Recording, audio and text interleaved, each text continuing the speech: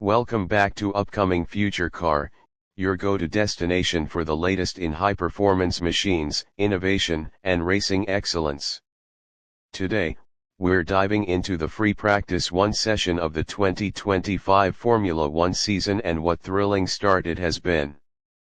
From conditions to team strategy, engine upgrades to surprise performances, here's everything you need to know from FP1.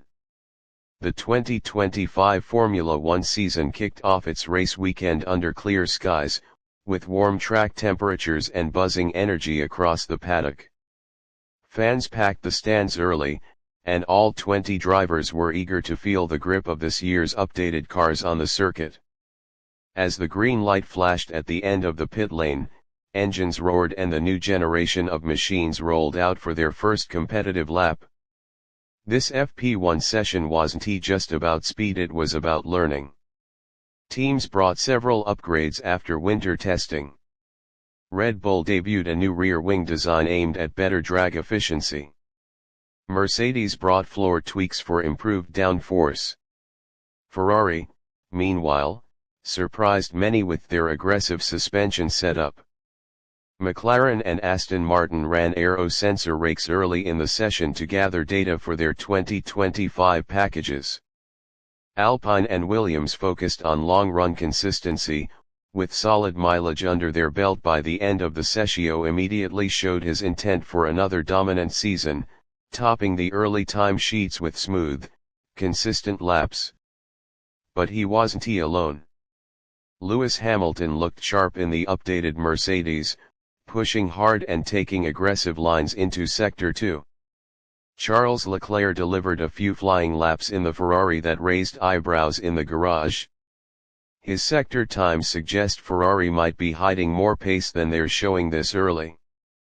But the biggest surprise, a strong run from Lando Norris, who put his McLaren into the top 3, hinting at a possible podium contender this weekend. Eyes were also on the new rookies in 2025. Formula 2 champion Theo Pourchaire, now in an Alfa Romeo seat, managed a clean and competitive session. His race engineer praised his calm feedback and consistent pace. Oscar Piastri and Yuki Tsunoda lit up the midfield with some tight lap time exchanges, showing how close the midfield fight will be this year. Expect drama and tight battles all season long.